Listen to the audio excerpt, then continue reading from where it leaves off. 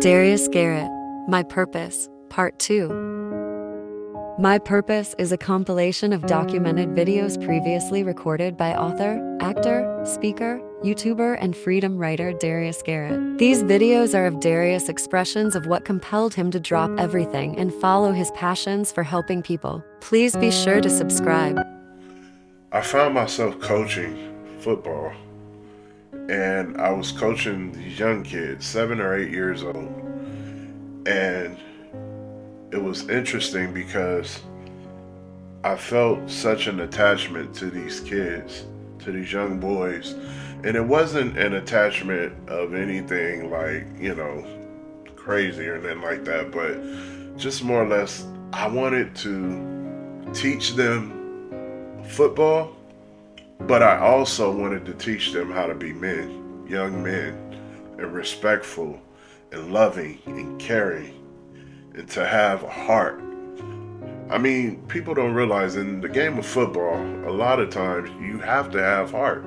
They're some of the smallest people that have the biggest hearts that make the biggest impacts. So I was able to work with these young men for my first year coaching, and I loved it. I loved it. These young men were so bright and intelligent and witty and smart. And the sad part about it was after the season was over, I have to tell them goodbye. And then here comes some new kids. So I kind of understood how Miss Gruel felt with us, because when you see these young people, you see potential, you see promise. But a lot of times we're growing up in environments that try to steal that potential and that promise away from us. And for me, I want to reinstill that promise. I want to reinstill that hope that, yeah, I can be somebody. I will be somebody. I will make an impact, not just on my neighborhood, but on the world, just like the Freedom Writers did, just like Gandhi did, just like Martin Luther King did, just like Anne Frank, just like, Zlatan Filipovich, just like Aaron Gruel. So I decided that I wanted to, look into speaking again and just kind of make an impact on my community.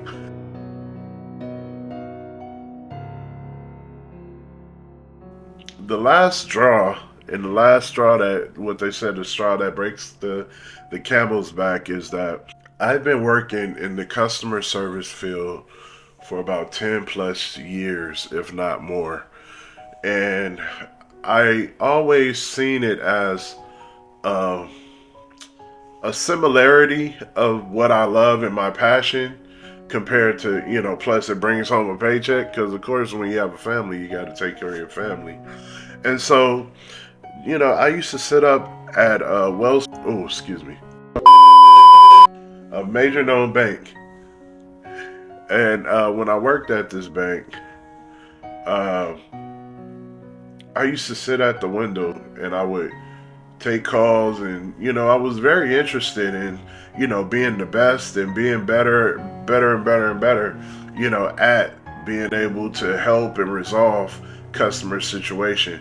I would actually treat every customer like I would treat my own grandmother or my own mom.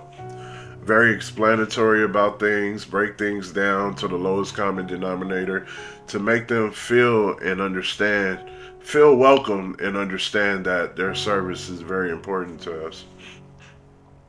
So I used to sit up, and I got kind of so good to my job that I would sit at the window and I would just watch the cars pass by, pass by, pass by, pass by. And I used to ask myself, wow, Darius, you make okay money, man. Like, why are you feeling like you're missing out on something?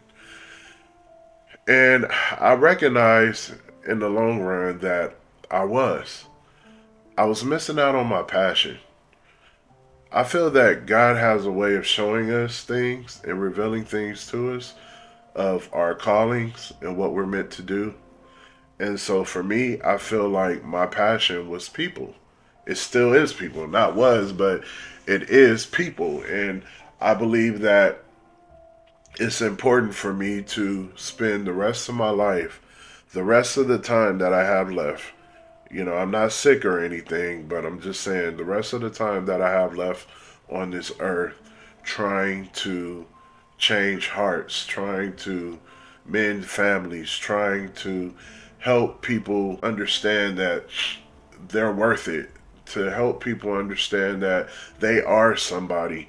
I really feel like my stories and the things that I went through gives me much purpose to help change and influence others to change their lives. I really believe that. I really do. Now, I'm not the greatest speaker. I'm not a Martin Luther King and will one day live in a nation where they will not be judged by the color of their skin, but by the content of their character. I have a dream. no, that's not me. I'm just the person that's going to say, look, man, I've been this way. I've been down this road, and I'm telling you, if you keep going down this road, there's going to be a lot of hatred down there. There's going to be a lot of hell down there. Take this road. This is a better road. This is a better way.